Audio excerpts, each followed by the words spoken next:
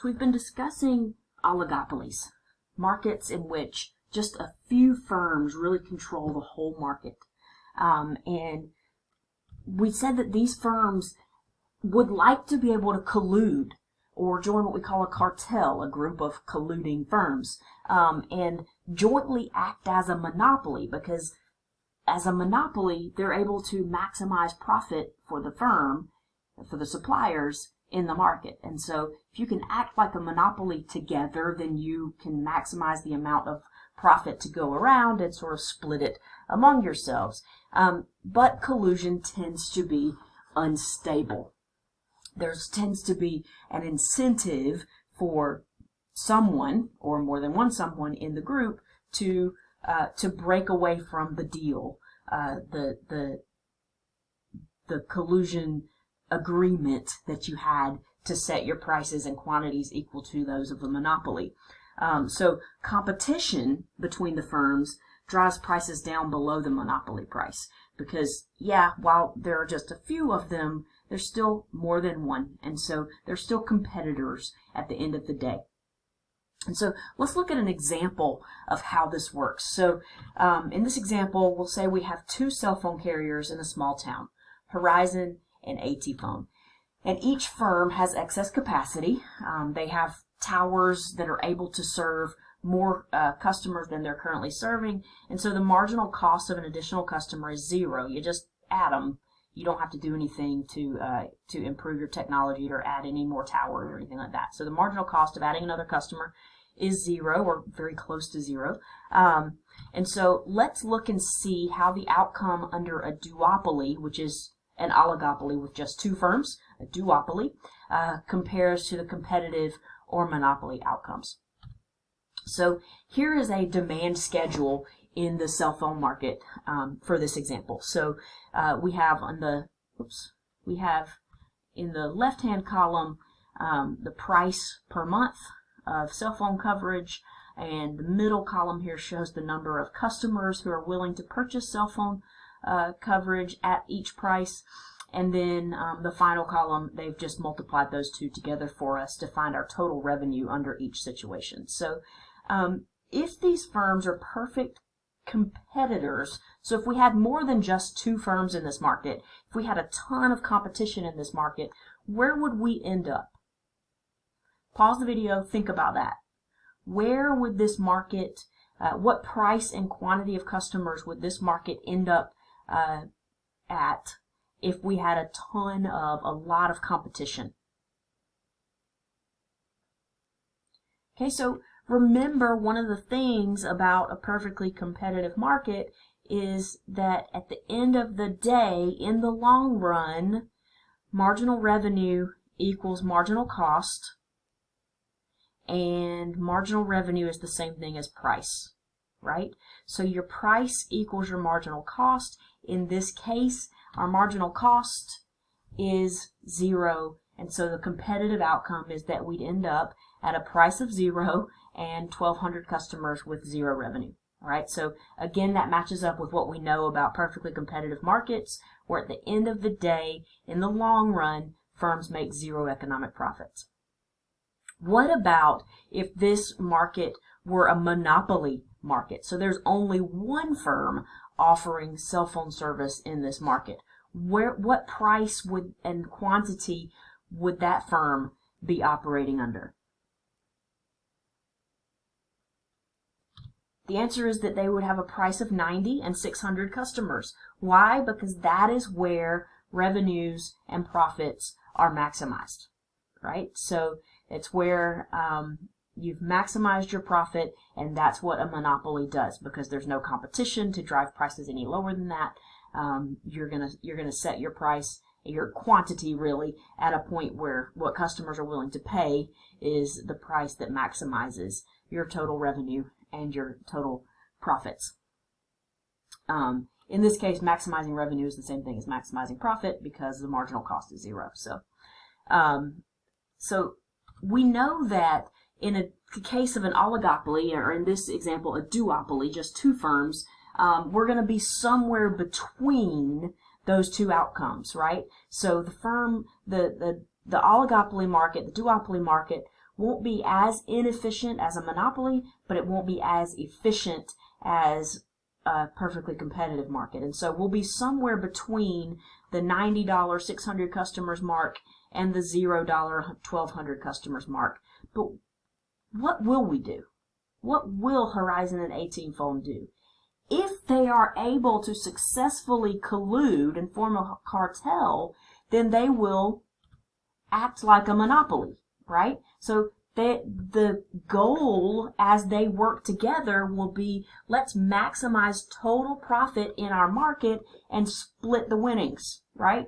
And so they'll set a price, a quantity of 600 customers. Each will serve 300 customers, right? So that there are a total of 600 customers being served in the market, and then the willingness to pay of the customers will be $90. And so that's the cartel outcome. This is what the two companies will do if they're able to get on the phone with each other and say, hey, I know we're competitors, but what's best for both of us is if we can act like a monopoly. We can maximize our joint profits in that way. So if they're able to maintain that collusion, maintain that cartel, then they'll each serve 300 customers at a price of $90 for a total in the market of 600 customers, right? Why is that likely to fail? Why are they not likely to be able to maintain this cartel outcome? Let's turn to my handy dandy notebook paper over here and look at how this is going to work out. So I'll pull it into the side here so that hopefully we can see both things at the same time. And let's look at, for example, just one of the companies. Let's look at Horizon. Right? Since there are two of them and they're going to split the winnings equally, the results will be the same if we looked at Horizon or at AT-Phone, right? So they're going to have the same things going on. So they get on the phone on Sunday night and decide, the CEO of Horizon and the CEO of AT-Phone decide, let's be a cartel. Let's each serve a quantity. I'm going to put quantity first on my little graph here. Let's each serve a quantity of 300 customers, which means our customers will be willing to pay a price of $90, and we will come away with revenue of $27,000 at the end of the day, right? So the total revenue in the market is $54,000. Divide that by 2, and each firm gets $27,000. So Horizon has $27,000 of revenue at the moment. So this is the plan. The plan is we're each going to serve 300 customers and keep the market price at $90, and we'll each make $27,000 in revenue. Horizon walks in on Monday morning with a smirk on their face, right? Because they know they're trusting that AT-Phone is going to stick with the plan. Okay? And if AT-Phone sticks with the plan and Horizon, with their smirk, decides to cheat, right? So remember, firms don't get to set prices, firms get to set quantities, and then the market tells them the price. So say Horizon decides, I know the plan was we're only going to serve 300 customers, but with prices this high, it would be really awesome if we could serve 400. So Horizon walks in on Monday morning. Even though this was the plan, Horizon instead decides to serve 400 customers.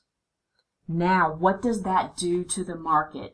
When Horizon increases their number of customers by 100, assuming AT-Phone stays in the same place at 300, now the total number of customers being served in the market is 700 instead of 600, right? So AT-Phone's sticking with the plan at 3. Horizon cheats and goes to 4. 300 plus 400 is 700. It's going to drive the market price down to 75. Okay, so Horizon cheats. They serve 400 customers instead of 300 customers. The result is customers are willing to pay less because there's more of the product to go around. That's the law of demand. But what does that do to Horizon's profits? Now Horizon's revenue is 400 customers times $75 each, $30,000 in revenue. So yeah, the price went down, but because they served so many extra customers, their revenues actually went up, right? So do you see why this cartel is unstable? The cartel is unstable because if Horizon sticks with the plan, they make $27,000. If they cheat and serve a few more customers than they agreed to, they make more profit.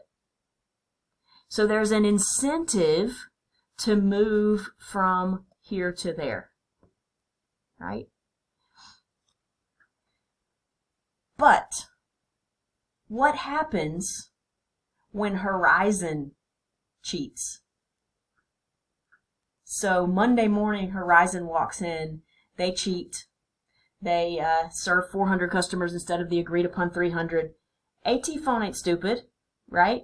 AT Phone notices that Horizon has just driven the price down on them, right? And so what does AT Phone do? So let's look at the situation for AT Phone. The plan was to sell 300 at a price of 90 and get a revenue of 2,700, right? That was the plan for AT Phone. But what happens to them when Horizon cheats? They stick to the plan. They sell 300, but because Horizon cheated, the price goes down to 75. AT Phone gets revenue instead of getting that 27,000. Let me add another zero there, sorry. Instead of getting that 27,000, AT Phone gets 22.5. So even though AT Phone was true to their word, stuck to the plan, they lose because Horizon cheated. Because when Horizon cheats, in a situation where there are so few firms, anybody who cheats affects the market price. And so Horizon's cheating affects the price for AT Phone, which affects AT Phone's profits at the end of the day. So what's AT Phone going to do? On day 2, on Monday, they get cheated. On Tuesday, they walk in and they decide, okay, 2 can play at this game, right? So I'll pull this up here so we can see it better. So on Tuesday, they say, well, if you're going to serve 400 customers, we are too. So they're going to go to a quantity of 400. Now everybody has a quantity of 400, and so the price is 60, right? So there are 800 customers being served in the whole market because everybody's at 400 now. The price is 60. 60 times 800. We have total revenue of, 60 times 400. That's my bad. 60 times 400, which is what each firm is actually serving 400, half of those customers, right? So 24,000. Do you see why AT Phone now has the incentive to cheat too? Because if they don't, if they let Horizon get away with cheating, they're stuck at 22.5. They don't let Horizon get away with it. They cheat also. Now they're able to improve their profits a little bit and go to 24,000. What that ends up doing is it drives Horizon prices also down because the market price falls when everybody's serving 400 customers, and so Horizon also has a total revenue of 24,000. So let's see, I can zoom out here so maybe you can see both at the same time. Now that I've folded up my paper. There you go. So now 390 was the plan. Horizon cheats on Monday. The blue is what happened on Monday. And on Tuesday, AT Phone says, okay, 2 can play at this game.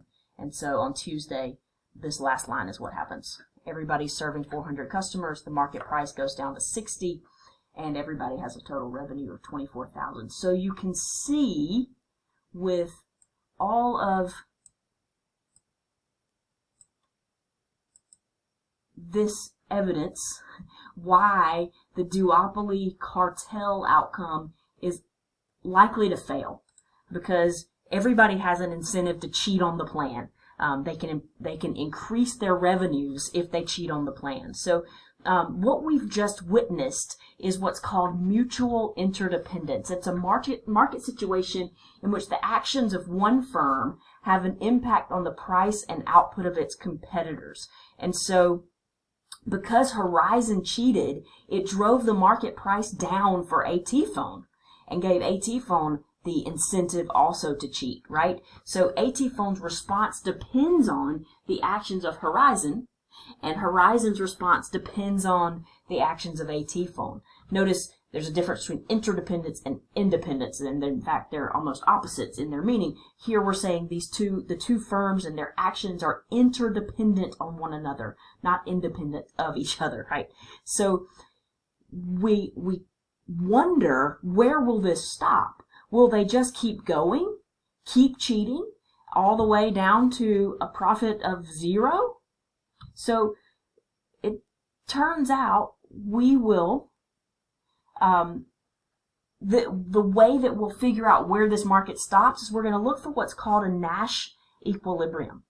And in a Nash equilibrium, all economic decision makers have no incentive to change their current decision. Okay, so a Nash equilibrium is going to happen when the price and quantity are such that no one can improve their revenues by cheating, right? So no one wants to go back on what they've decided, and no one wants to move forward continually. So let's look at how this works in our example. So what is the Nash equilibrium, or a Nash equilibrium, in our duopoly situation? So we know that a price of 90 and a number of customers of 600 is not a Nash equilibrium. How do we know that? Well, because we just saw in our example over here that when that's the situation, when everybody's serving 300 customers at a price of 90, Horizon had an incentive to cheat.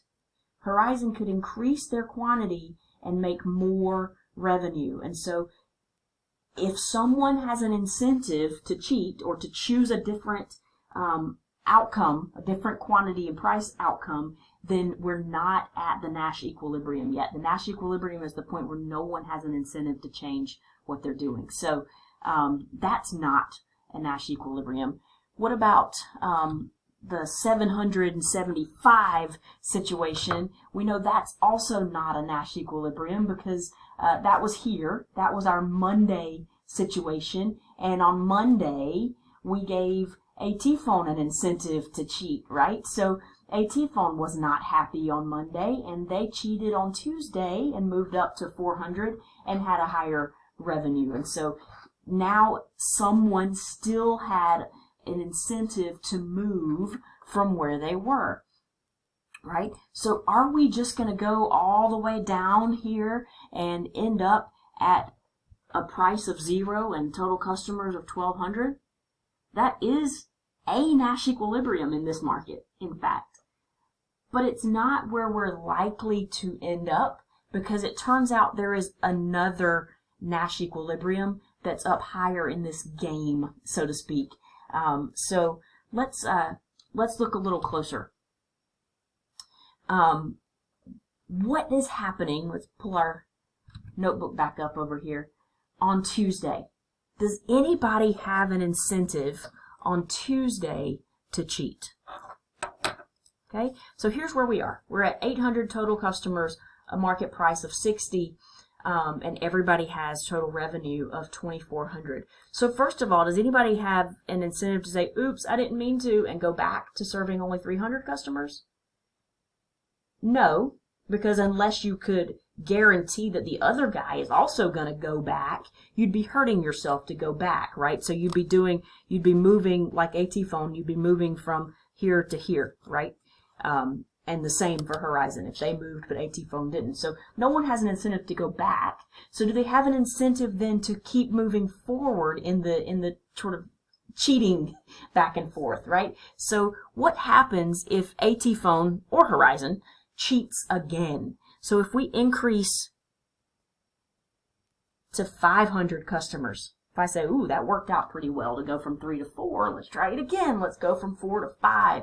If AT phone goes to 500 customers, then the total number of customers in the market goes to 900, right? So AT phone serving 5 and Horizon serving 4. And when that's the case, the market price is 45.